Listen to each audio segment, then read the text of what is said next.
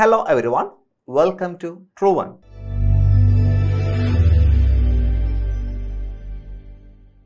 KTET psychology PYQ സീരീസിലാണ് നമ്മളുള്ളത്. കഴിഞ്ഞ കുറച്ച് ക്ലാസ്സുകളിലായിട്ട് നമ്മൾ PYQs ഡിസ്കസ് ചെയ്ത് വരികയാണ്. അപ്പോൾ കഴിഞ്ഞ ക്ലാസ്സുകൾ കാണാത്ത ആളുകൾ ഉണ്ടെങ്കിൽ അതുകൂടി കാണുക. എന്തായാലും നിങ്ങൾക്ക് എക്സാമിന് വളരെയധികം യൂസ്ഫുൾ ആയിരിക്കും. സോ നമുക്ക് സ്റ്റാർട്ട് ചെയ്യാം ഇന്നത്തെ ക്വസ്റ്റ്യൻസ്. ആദ്യം നമ്മൾ സ്റ്റാർട്ട് ചെയ്യുന്നത് ഒരു ഡിഫൻസ് മെക്കാനിസവുമായിട്ട് ബന്ധപ്പെട്ട ചോദ്യത്തിൽ നിന്നാണ്. ചോദ്യം ഇതാണ്: സാമൂഹികമായി അസ്വീകാര്യമായ ആഗ്രഹങ്ങളെ അഭിലഷണീയമായ വഴികളിലൂടെ തിരിച്ചുവിടുന്ന പ്രക്രിയ അറിയപ്പെടുന്നത്. ചോദ്യം ഒന്നുകൂടി, സാമൂഹികമായി അസ്വീകാര്യമായ, അപ്പൊ സമൂഹത്തിൽ അത് മോശമായിട്ട് കരുതുന്നു, സമൂഹത്തിന്റെ അടുക്കൽ അത് മോശമാണ്. അപ്പോൾ നമ്മൾ അതെന്ത് ചെയ്യണം? സമൂഹത്തിൽ സ്വീകാര്യമായ രീതിയിലേക്ക് അതിനെ മാറ്റിക്കൊണ്ടുവരണം. അതിന് നമ്മൾ പറയുന്ന പേര് ഉദാത്തീകരണം എന്നല്ലേ? ഉദാത്തീകരണം എന്നാണ്. അപ്പൊ ഇവിടെ നിങ്ങൾ ഓർത്തിരിക്കേണ്ട പ്രധാന പോയിന്റ് സമൂഹത്തിൽ നല്ലത്, സമൂഹത്തിൽ മോശം എന്ന ചിന്തയാണ്. നിങ്ങൾ കേട്ടിട്ടുണ്ടാകും, കുറേ നാളുകൾക്ക് മുന്നേ ഒരു ഡ്രൈവറിനെ അറസ്റ്റ് ചെയ്തു, ഒരു ആംബുലൻസ് ഡ്രൈവറിനെ അറസ്റ്റ് ചെയ്തു. ഒരു ചെറിയ പ്രശ്നം കാണിച്ചത് കൊണ്ടാണ് അറസ്റ്റ് ചെയ്തത്. അപ്പൊ സമൂഹം മോശമായിട്ട് ചെയ്ത കാര്യം, അല്ലെങ്കിൽ അതിലേക്ക് പോകണ്ട, നമുക്ക് ട്രാഫിക് എന്ന മൂവിയിലേക്ക് വരാം.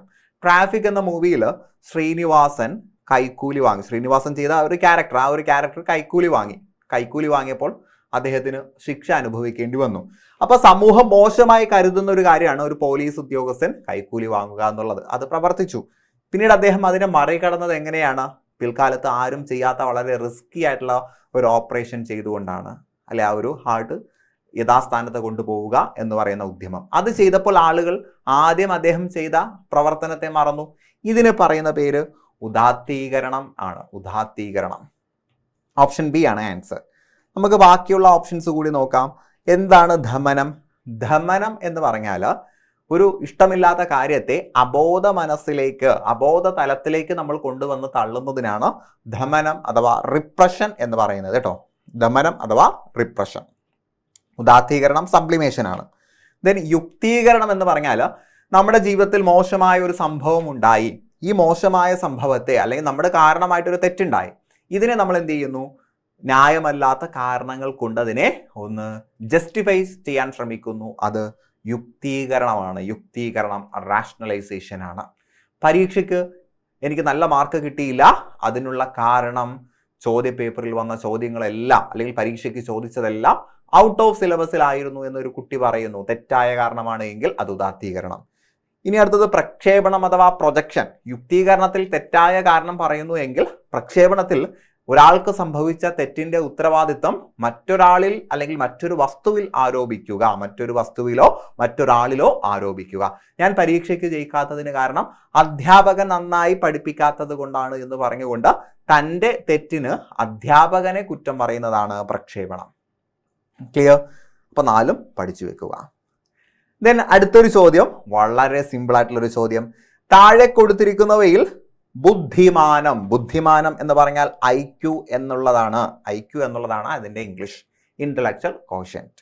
കണ്ടുപിടിക്കാനുള്ള ഇക്വേഷൻ ഏതാണ്? നമുക്കറിയാം, മാനസിക വയസ്സ് ബൈ പ്രായം ഇൻറ്റു 100, അഥവാ IQ is equal to mental age by chronological age into 100. ഏതാ വരുന്നത്? ഓപ്ഷൻ എ അല്ലേ ആൻസർ? ഓപ്ഷൻ എ ആണ് ആൻസർ ആയിട്ട് വരുന്നത്. ക്ലിയർ? ഇനി ഞാൻ അവിടെ 1-2 പേരുകൾ കൂടി ജസ്റ്റ് ഒന്ന് സൂചിപ്പിക്കുകയാണ്.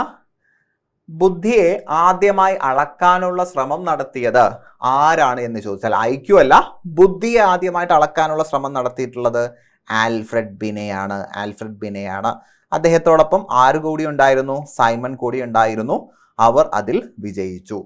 അപ്പോൾ ബുദ്ധി അളക്കണമെങ്കിൽ മാനസിക വയസ്സ് വേണ്ടേ? അപ്പൊ മാനസിക വയസ്സ് കണ്ടെത്തിയത്, മാനസിക വയസ്സ് എന്ന സങ്കല്പം കണ്ടെത്തിയത് ആര് എന്ന് ചോദിച്ചാലും ബിനെ തന്നെയാണ്. ബിനെ തന്നെയാണ്. അപ്പോൾ മെന്റൽ ഏജ് എന്ന് പറയുന്ന കോൺസെപ്റ്റ് കണ്ടെത്തിയത് ആൽഫ്രഡ് ബിനെയാണ്.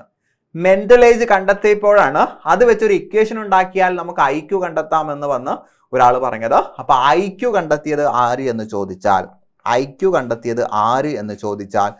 വില്യം സ്റ്റേൺ ആണ്. വില്യം സ്റ്റേൺ ആണ്. അപ്പൊ നമ്മൾ 3 കാര്യങ്ങൾ പറഞ്ഞു. ആദ്യമായി ബുദ്ധിയെ അളക്കാൻ ശ്രമിച്ചത്, അത് മെഷർ എന്ന് എഴുതാം, മെഷർമെന്റ് ഓഫ് ഇന്റലിജൻസ് ആദ്യമായി നടത്തിയത് ആൽഫ്രഡ് ബിനെയും സൈമണുമാണ്. മെന്റൽ ഏജ്, മാനസിക വയസ്സ് എന്ന സങ്കല്പം ആദ്യമായി പരിചയപ്പെടുത്തിയത് ആൽഫ്രഡ് ബിനെയാണ്.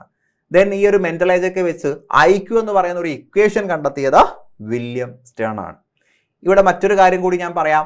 IQ ക്ലാസിഫിക്കേഷൻ നടത്തിയിട്ടുള്ള ഒരു വ്യക്തിയുണ്ട്. ആരാണ് ഈ ഒരു IQ ചാർട്ട് പരിചയപ്പെടുത്തിയത് ആരാന്ന് ചോദിച്ചാൽ, ഇപ്പോൾ 90 മുതൽ 110 വരെയുള്ളത് ഒരു ആവറേജ് IQ ഉള്ള വ്യക്തിയാണ്. 130 മുകളിൽ പോയി കഴിഞ്ഞാൽ അത് വെരി സുപ്പീരിയർ ആണ്, ഗിഫ്റ്റഡ് ആണ് എന്നൊക്കെ പറഞ്ഞുകൊണ്ട് ഒരു IQ ചാർട്ട് പരിചയപ്പെടുത്തിയത് ആരാന്ന് ചോദിച്ചാൽ അവിടെ ഓർത്തിരിക്കുക, ടെർമാൻ ആണ്, ലൂയിസ് ടെർമാൻ. അപ്പൊ IQ ചാർട്ട് ആരുടേതാണ് എന്ന് ചോദിച്ചാൽ ലൂയിസ് ടെർമാൻ ആണ്. ക്ലിയർ? അപ്പൊ ഇത്രയും കാര്യങ്ങൾ അവിടെ നന്നായിട്ട് ഓർത്തിരിക്കുക. ദെൻ അടുത്ത ക്വസ്റ്റ്യനിലേക്ക് പോയാം. തുടർച്ചയായ മൂല്യനിർണ്ണയത്തിൽ പ്രധാന ശ്രദ്ധ കേന്ദ്രീകരിക്കുന്നത്. തുടർച്ചയായ മൂല്യനിർണ്ണയം അഥവാ കണ്ടിന്യൂസ് ഇവാലുവേഷൻ, പഠന പ്രക്രിയയുടെ തുടക്കം മുതൽ അവസാനം വരെയുള്ള ഇവാലുവേഷനിൽ നമ്മൾ എന്തൊക്കെ ശ്രദ്ധ കേന്ദ്രീകരിക്കണം? ഓരോ ഓപ്ഷൻസും നമുക്ക് നോക്കാം. വിദ്യാർത്ഥികളെ റാങ്കിങ് ചെയ്യുക അതാണോ? അല്ല, പ്രധാന ശ്രദ്ധയാണ്. പ്രധാന ശ്രദ്ധ. ഈ പ്രധാനം, മുഖ്യമായത്, ഏറ്റവും അനുയോജ്യം എന്നൊക്കെ ക്വസ്റ്റ്യനിൽ കണ്ടാൽ നമ്മൾ മനസ്സിലാക്കണം. അതിൽ ഒന്നിലധികം ഓപ്ഷൻസ് ഉത്തരമായിട്ട് വരാം. പക്ഷെ അതിൽ ഏറ്റവും പ്രിഫറൻസ് ഉള്ളത്, ഏറ്റവും സ്യൂട്ടബിൾ ആയിട്ടുള്ളത് മാത്രം തിരഞ്ഞെടുക്കുക. അപ്പോൾ വിദ്യാർത്ഥികളെ റാങ്കിങ് ചെയ്യുക പ്രധാന ശ്രദ്ധ അല്ല. ദെൻ വിദ്യാർത്ഥികളുടെ പഠനം മെച്ചപ്പെടുത്താൻ സഹായിക്കുക. യെസ്, അത് കറക്റ്റാണ്. തുടർച്ചയായ മൂല്യനിർണ്ണയം നടത്തുന്നതിൻ്റെ ലക്ഷ്യം കുട്ടികൾ നന്നായിട്ട് പഠനം മെച്ചപ്പെടുത്തി മുന്നോട്ട് പോകുന്നതിന് വേണ്ടിയാണ്. So option B. അപ്പോൾ ബാക്കി നമുക്ക് വായിക്കേണ്ട ആവശ്യമില്ല. ദെൻ അടുത്ത ക്വസ്റ്റ്യൻ. ഒരു കുട്ടി ഒരു ഫോൺ നമ്പർ പലതവണ ആവർത്തിച്ച് പറഞ്ഞ് ഓർമ്മയിൽ നിലനിർത്താൻ ശ്രമിക്കുന്നു. അപ്പോൾ കുട്ടിക്ക് ഫോൺ നമ്പർ പഠിക്കുക. പണ്ടൊക്കെ ഫോൺ നമ്പർ പഠിക്കുക സ്ഥിരം സംഭവമായിരുന്നു. ഇന്ന് നമ്മൾ ഫോൺ നമ്പർ പഠിച്ചു വെക്കാറില്ല. ഇന്ന് നമ്മൾ പഠിച്ചു വെക്കണമെങ്കിൽ തന്നെ PSCക്ക് ഏതെങ്കിലും ഒരു ടോൾ ഫ്രീ നമ്പർ പഠിക്കണം എന്ന് പറയുമ്പോൾ അത് പഠിച്ചു വെക്കും. അപ്പോൾ ഒരു കുട്ടി എന്ത് ചെയ്യാണ്? ഇവിടെ ഒരു ഫോൺ നമ്പർ പഠിക്കാൻ വേണ്ടി ശ്രമിക്കുന്നു. പലതവണ ഇങ്ങനെ ആവർത്തിച്ച് പറയുന്നു. ഇത് ഏതിന് ഉദാഹരണം? പലതരത്തിൽ നമ്മൾ ഓർമ്മ നിലനിർത്താൻ വേണ്ടി ശ്രമിക്കുന്നുണ്ട്. റിഹേഴ്സലിലാണ് ഒരു കാര്യം പലതവണ ആവർത്തിച്ച് മനസ്സിൽ ഓർക്കാൻ വേണ്ടി ശ്രമിക്കുന്നത്. സോ ഓപ്ഷൻ സി, റിഹേഴ്സൽ എന്നുള്ളതാണ് ആൻസർ. ഓപ്ഷൻ സി, റിഹേഴ്സൽ എന്നുള്ളതാണ് ആൻസർ. ക്ലിയർ? സോ നമ്മളിപ്പോൾ PYQs ഡിസ്കസ് ചെയ്യുമ്പോൾ നിങ്ങൾക്ക് മനസ്സിലായിട്ടുണ്ടാകും ചോദ്യത്തിലൂടെ പഠിക്കുക എത്രമാത്രം പ്രധാനപ്പെട്ടതാണ് എന്നുള്ളത്. ഇങ്ങനെ വളരെ പ്രധാനപ്പെട്ട ചോദ്യങ്ങളിലൂടെ പഠിക്കാൻ നിങ്ങൾ ആഗ്രഹിക്കുന്നുണ്ടെങ്കിൽ വളരെ സൗജന്യമായി തന്നെ, തികച്ചും സൗജന്യമായി തന്നെ മോക്ക് ടെസ്റ്റ് അറ്റൻഡ് ചെയ്യാൻ ട്രൂ ഇവൻ്റെ ആപ്പ് ഡൗൺലോഡ് ചെയ്യുക. അതിന് വേണ്ട ലിങ്ക് താഴെ ഷെയർ ചെയ്യുന്നുണ്ട്. അപ്പോൾ പൂർണ്ണമായിട്ടും സൗജന്യമാണ്, അത് ഉപയോഗപ്പെടുത്തുക. എത്രയും പെട്ടെന്ന് തന്നെ നമുക്ക് എക്സാമിന് ക്വാളിഫൈ ചെയ്യാൻ അത് ഉപയോഗപ്പെടും. സോ അടുത്ത ക്വസ്റ്റ്യനിലേക്ക് വരാം. ഹൊവാർഡ് ഗാർഡനറുടെ അഭിപ്രായത്തിൽ ഒരുവന് മറ്റുള്ളവരുടെ വിചാരങ്ങളെ മനസ്സിലാക്കുക വഴി അവരുമായി നല്ലതുപോലെ ഇടപഴകാൻ സാധിക്കുന്നു. ഇതിനെ സഹായിക്കുന്ന ബുദ്ധിശക്തി. ഹൊവാർഡ് ഗാർഡനർ നമ്മൾ മുൻകഴിഞ്ഞ ക്ലാസ്സിൽ കണ്ടതാണ്. Frames of mind 1983 1983 Howard Gardner എഴുതിയിട്ടുള്ള ഫ്രെയിംസ് ഓഫ് മൈൻഡ് എന്ന പുസ്തകത്തിലാണ് ബഹുമുഖ ബുദ്ധിയെക്കുറിച്ച് അദ്ദേഹം പരിചയപ്പെടുത്തുന്നത്. 8 ബഹുമുഖ ബുദ്ധികളെ കുറിച്ചാണ് ആ പുസ്തകത്തിൽ പറഞ്ഞിട്ടുണ്ടായിരുന്നത്. ഈ 8 ബഹുമുഖ ബുദ്ധികളിൽ 2 തരത്തിലുള്ള ബുദ്ധി അദ്ദേഹം ഒരു വ്യക്തിയുടെ പേഴ്സണൽ ഇന്റലിജൻസുമായി, വ്യക്തിപര ബുദ്ധിയുമായി ബന്ധപ്പെട്ട് പറയുന്നതാണ്. അതിൽ ഒരെണ്ണം ഒരു വ്യക്തിക്ക് അയാളെക്കുറിച്ച് മനസ്സിലാക്കാനുള്ള, അയാളുടെ ശക്തി പോരായ്മകളെ കുറിച്ച് മനസ്സിലാക്കാനുള്ള ബുദ്ധിയെക്കുറിച്ചും, മറ്റൊരെണ്ണം ഒരു വ്യക്തിക്ക് തൻ്റെ ചുറ്റുപാടുമുള്ള ആളുകളെ കുറിച്ച് മനസ്സിലാക്കി അതനുസരിച്ച് പ്രവർത്തിക്കാനുള്ള ബുദ്ധിയെക്കുറിച്ചും പറയുന്നുണ്ട്. നമ്മുടെ ചോദ്യത്തിൽ മറ്റുള്ളവരുടെ വിചാരങ്ങൾ മനസ്സിലാക്കാനുള്ള ഒരു വ്യക്തിയുടെ കഴിവ് ഏത് ബുദ്ധിയുമായി ബന്ധപ്പെട്ടതാണ് എന്നുള്ളതാണ്. സോ നമുക്ക് ഓപ്ഷൻസിൽ നോക്കാം. വ്യക്ത്യാന്തര ബുദ്ധി കിടപ്പുണ്ട്, പ്രകൃതിതരമായ ബുദ്ധി കിടപ്പുണ്ട്, യുക്തിചിന്താപരവും ഗണിതപരവുമായിട്ടുള്ള ബുദ്ധി കിടപ്പുണ്ട്. ഓപ്ഷൻ ഡി അവിടെ പോയിട്ടുണ്ട്. ഓപ്ഷൻ ഡി ആന്തരിക വൈയക്തിക ബുദ്ധിയാണ് കേട്ടോ. ആന്തരിക വൈയക്തിക ബുദ്ധി കിടപ്പുണ്ട്. ഇതിൽ ഏതാണ് നിങ്ങൾ തിരഞ്ഞെടുക്കുക? ചോദ്യം ശ്രദ്ധിക്കണം. മറ്റുള്ളവരുടെ കഴിവ് അല്ലെങ്കിൽ മറ്റുള്ളവരുമായിട്ട് നന്നായിട്ട് ഇടപെടാനുള്ള ബുദ്ധി വ്യക്ത്യാന്തര ബുദ്ധിയാണ്. വ്യക്ത്യാന്തര ബുദ്ധി അഥവാ ഇന്റർപേഴ്സണൽ ഇന്റലിജൻസ് ആണ്. അപ്പോൾ ഒരു വ്യക്തിക്ക് മറ്റുള്ളവരുമായി നന്നായിട്ട് ഇടപെടാനുള്ള ബുദ്ധി ഇന്റർപേഴ്സണൽ. ഇനി ആന്തരിക വൈയക്തിക ബുദ്ധിയുണ്ട്. ആന്തരിക വൈയക്തിക ബുദ്ധി എന്ന് പറഞ്ഞാൽ നമുക്ക് നമ്മുടെ കഴിവ്, നമ്മുടെ പോരായ്മ ഒക്കെ തിരിച്ചറിയാനുള്ള ബുദ്ധിയാണ്. അപ്പൊ ആന്തരികം എന്ന് പറഞ്ഞാൽ ഉള്ളിൽ എന്നല്ലേ? അപ്പൊ അങ്ങനെ ഓർത്തിരുന്നാൽ മതി. ആന്തരിക വൈയക്തിക ബുദ്ധിയിലാണ് നമുക്ക് നമ്മുടെ ഉള്ളിലുള്ള കഴിവ്, പോരായ്മ തിരിച്ചറിയാനുള്ളത്. വ്യക്ത്യാന്തരം, ആന്തരം, ആന്തരം, വ്യക്ത്യാന്തരം, അന്താരാഷ്ട്രം എന്നൊക്കെ പറയുന്നത് പോലെ അത് പുറത്തുള്ള ആളുകളെ കുറിച്ച് തിരിച്ചറിയാനുള്ള ബുദ്ധിയാണ്. ക്ലിയർ? ദെൻ അടുത്ത ക്വസ്റ്റ്യനിലേക്ക് വരാം. പഠനത്തെ ഒരു സാമൂഹിക പ്രവർത്തനമായി പ്രോത്സാഹിപ്പിക്കുന്ന ഒരു ക്ലാസ് മുറിയിൽ അധ്യാപകൻ ഇവ ചെയ്യണം. അപ്പൊ പഠനത്തെ ഒരു സാമൂഹിക പ്രവർത്തനമായി, ഒരു സോഷ്യൽ ആക്ടിവിറ്റി ആയിട്ടാണ് നമ്മൾ കാണേണ്ടത്. ഇന്നത്തെ നമ്മുടെ ക്ലാസ് മുറികൾ കൺസ്ട്രക്റ്റിവിസ്റ്റ് തിയറി അനുസരിച്ചുള്ളതാണ്, അല്ലെ? അപ്പൊ ഇവിടെ ക്ലാസ് മുറികളിൽ അറിവ് നിർമ്മിക്കുന്നു. കുട്ടികൾ കൂട്ടമായി സാമൂഹിക പ്രവർത്തനത്തിലൂടെ അറിവ് നിർമ്മിക്കുന്നു. അങ്ങനെ ഒരു ക്ലാസ് മുറിയുടെ പ്രത്യേകത, അവിടെ അധ്യാപകൻ എങ്ങനെ പ്രവർത്തിക്കണം എന്ന് നമുക്ക് നോക്കാം. പ്രോത്സാഹിപ്പിക്കുന്ന കാര്യമാണ് നോക്കേണ്ടത്. ഓപ്ഷൻ എ, ഗ്രൂപ്പ് ചർച്ചകളും ടീം വർക്കുകളും പ്രോത്സാഹിപ്പിക്കുക. ശരിയല്ലേ? ശരിയാണ്, ശരിയാണ്. അപ്പൊ തന്നെ നമുക്ക് ഉത്തരം കിട്ടിയിട്ടുണ്ട്. ബാക്കിയുള്ളത് നമുക്ക് നോക്കാം. വ്യക്തിഗത പരീക്ഷകളിൽ മാത്രം ഊന്നൽ നൽകി കഴിഞ്ഞാൽ അവിടെ എന്ത് കിട്ടില്ല? സാമൂഹിക പഠനം കിട്ടില്ല. സഹപാഠികളുടെ നിരുത്സാഹപ്പെടുത്തുക, അങ്ങനെ ചെയ്തു കഴിഞ്ഞാലും എന്ത് കിട്ടില്ല? സഹപാഠികളുടെ ഇടപെടലുകൾ കിട്ടില്ല. സോഷ്യൽ ലേണിംഗ് നടക്കില്ല. സോഷ്യൽ ലേണിംഗ് അല്ല, ഗ്രൂപ്പ് ലേണിംഗ് നടക്കില്ല. ചോദ്യങ്ങൾ ചോദിക്കാതെ പ്രഭാഷണം മാത്രം നടത്തുന്നത് ലെക്ചർ മെത്തേഡാണ്. അതൊന്നും നമ്മൾ അനുകൂലിക്കേണ്ടതല്ല. സോ ഓപ്ഷൻ എ തന്നെയാണ് ആൻസർ. ക്ലിയർ? ദെൻ അടുത്ത ക്വസ്റ്റ്യൻ, സാർവത്രിക വ്യാകരണം അഥവാ യൂണിവേഴ്സൽ ഗ്രാമർ എന്ന സങ്കല്പം ആരുടേതാണ്? വൈഗോട്സ്കി ആണോ, ബ്രൂണർ ആണോ, നോം ചോംസ്കി ആണോ, അതോ ഓസ്ബൽ ആണോ? നമുക്കറിയാം, നമുക്ക് പഠിക്കാനുള്ള ഒരേ ഒരു ഭാഷാ പണ്ഡിതൻ നോം ചോംസ്കിയാണ്. നോം ചോംസ്കി തന്നെയാണ് സാർവത്രിക വ്യാകരണം അഥവാ യൂണിവേഴ്സൽ ഗ്രാമർ. എല്ലാ ഭാഷകൾക്കും ഒരേ തരത്തിലുള്ള വ്യാകരണ ഘടന, ഗ്രാമാറ്റിക്കൽ സ്ട്രക്ചർ ആണ് ഉള്ളത് എന്ന് പറയുന്നതാണ് സാർവത്രിക വ്യാകരണം, സാർവത്രിക വ്യാകരണം. അതുപോലെ തന്നെ ഒരു വ്യക്തിയുടെ ബ്രെയിനിൽ ജന്മനാ തന്നെ ലാംഗ്വേജ് അക്വയർ ചെയ്യാനുള്ള ഒരു ഡിവൈസ് ഉണ്ട്. ലാംഗ്വേജ് അക്വിസിഷൻ ഡിവൈസ് അഥവാ ലാഡ് ഉണ്ട് എന്ന് പറഞ്ഞതും അദ്ദേഹം തന്നെയാണ്. അപ്പൊ സാർവത്രിക വ്യാകരണം, അതുപോലെ ലാഡ്, ലാംഗ്വേജ് അക്വിസിഷൻ ഡിവൈസ് എന്നിവയെ കുറിച്ചൊക്കെ പറഞ്ഞത് നമ്മുടെ നോം ചോംസ്കിയാണ്. ഓക്കെ, ഇനി ബാക്കിയുള്ള ബ്രൂണർ, വൈഗോട്സ്കി ഒക്കെ ഭാഷയെക്കുറിച്ച് പറഞ്ഞിട്ടുണ്ട് അല്ലെ?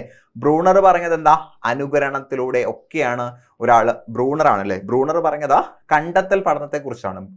വൈഗോട്സ്കി പറഞ്ഞത് ഭാഷ പഠിക്കുന്നത്, കുട്ടി 2 വയസ്സ് വരെ കുട്ടിയിൽ ചിന്താരഹിത ഭാഷയും ഭാഷാരഹിത ചിന്തയും ഉണ്ട്. അഥവാ ഭാഷയും ചിന്തയും 2 മാർഗത്തിലാണ് 2 വയസ്സ് വരെ സഞ്ചരിക്കുന്നത്.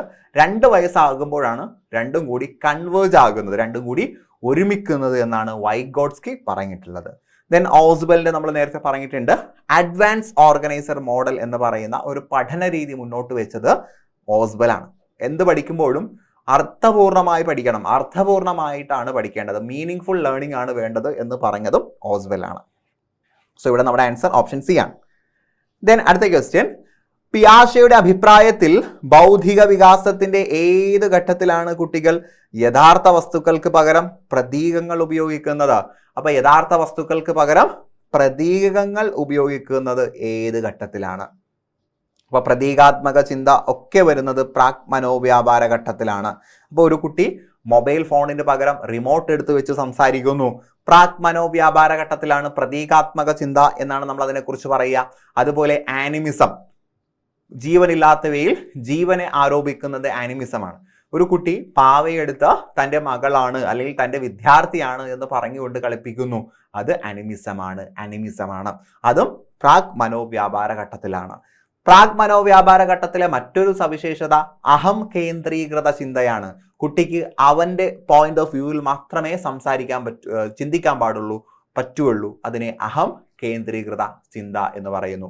അപ്പൊ അഹം കേന്ദ്രീകൃത ചിന്ത, പ്രതീകാത്മക ചിന്ത, അതുപോലെ തന്നെ നമ്മൾ പറഞ്ഞു അനിമിസം, ഇതെല്ലാം പ്രാക് മനോവ്യാപാര ഘട്ടത്തിന്റെ പ്രത്യേകതയാണ് എന്ന് ഓർത്തിരിക്കുക.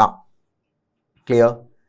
ദെൻ അടുത്ത ക്വസ്റ്റ്യൻ, അനിതയ്ക്ക് ശ്രദ്ധക്കുറവ്, ഹൈപ്പർ ആക്ടിവിറ്റി ഡിസോർഡർ ഉള്ളതിനാൽ സാധാരണ ക്ലാസ് റൂം പ്രവർത്തനങ്ങളിൽ തുടരാൻ ബുദ്ധിമുട്ട് നേരിടുന്നുണ്ട്. ഹൈപ്പർ ആക്ടിവിറ്റി അഥവാ ADHD, ശ്രദ്ധക്കുറവ്, ഹൈപ്പർ ആക്ടിവിറ്റി എന്ന് പറഞ്ഞാൽ ADHD ആണ്. അറ്റൻഷൻ ഡെഫിസിറ്റ് ആയിരിക്കും, ശ്രദ്ധ കുറവായിരിക്കും, ആക്ടിവിറ്റി കൂടുതലായിരിക്കും. അങ്ങനെയുള്ള കുട്ടികൾക്ക് സാധാരണ പ്രവർത്തനത്തിലൂടെ പഠിക്കാൻ പറ്റില്ല. താഴെ പറയുന്നവയിൽ ഏത് തന്ത്രമാണ് ആ കുട്ടിക്ക് സാധാരണ ക്ലാസ് റൂം പ്രവർത്തനങ്ങളിൽ പങ്കെടുക്കാൻ സഹായിക്കുക? അപ്പോൾ താഴെ പറയുന്നതിൽ ഏത് പ്രവർത്തനം കൊണ്ട് അവന് നന്നായിട്ട് ഇടപെടാൻ കഴിയും എന്ന് ചോദിച്ചാൽ നമുക്ക് എന്ത് പറയാം? അവൾക്ക് കൂടുതൽ ഹോംവർക്ക് നൽകിയാൽ പറ്റോ? പറ്റില്ല. ഇത്തരം പെരുമാറ്റ വൈകല്യങ്ങൾ ഇഗ്നോർ ചെയ്യാനും പറ്റില്ല. ADHD ഉള്ള മറ്റു കുട്ടികളോടൊപ്പം അവളെ ഗ്രൂപ്പുകൾ ആക്കിയാലും പ്രശ്നമാണ്. അവളെ അധ്യാപികയുടെ അടുത്ത് ഇരുത്തുകയും വ്യക്തമായ ജോലികൾ നൽകുകയും ചെയ്യുക കേട്ടോ. അവളെ അധ്യാപികയുടെ അടുത്ത് ഇരുത്തുകയും കേട്ടോ, ഇരുത്തുകയും എന്നാണ്, ഇരുത്തുകയും ഹ്രസ്വവും വ്യക്തവുമായ ജോലികൾ. അപ്പോൾ വളരെ ചെറിയ എന്നാൽ വളരെ ക്ലിയർ ആയിട്ടുള്ള വർക്ക്സ് കൊടുക്കുക. അപ്പോൾ ടീച്ചറിന്റെ ഒരു കൺസിഡറേഷൻ കിട്ടുകയും ചെയ്യും. അവൾക്ക് ചെയ്യാൻ പറ്റുന്ന തരത്തിലുള്ള ഹ്രസ്വമായ കാര്യങ്ങൾ ഇത് കൊടുക്കാൻ പറ്റുകയും ചെയ്യും. അതാണ് ചെയ്യേണ്ടത്. ക്ലിയർ? സോ ഡിയേഴ്സ്, അങ്ങനെ നമ്മൾ ഒരു 10 ചോദ്യങ്ങൾ ഇന്നും ഡിസ്കസ് ചെയ്തിട്ടുണ്ട്. സോ ഇത് നിങ്ങൾക്ക് വളരെയധികം യൂസ്ഫുൾ ആകും എന്നാണ് കരുതുന്നത്. അപ്പം നന്നായിട്ട് പഠിക്കുക. ഇനിയും നമുക്ക് കുറച്ച് ക്വസ്റ്റ്യൻസ് ഒക്കെ ഡിസ്കസ് ചെയ്യണം. അത് അടുത്തൊരു ക്ലാസ്സിൽ നമുക്ക് നോക്കാം. അപ്പം നാളെയും നിങ്ങൾക്ക് ഈ ഒരു ക്ലാസ് കേൾക്കുന്നതിന് വേണ്ടി ഈ ചാനൽ സബ്സ്ക്രൈബ് ചെയ്യാത്തവർ സബ്സ്ക്രൈബ് ചെയ്യുക. എല്ലാവർക്കും എല്ലാവിധ വിജയങ്ങളും ആശംസിച്ചുകൊണ്ട് ഞാൻ നിർത്തുന്നു. Wish you good luck and good bye.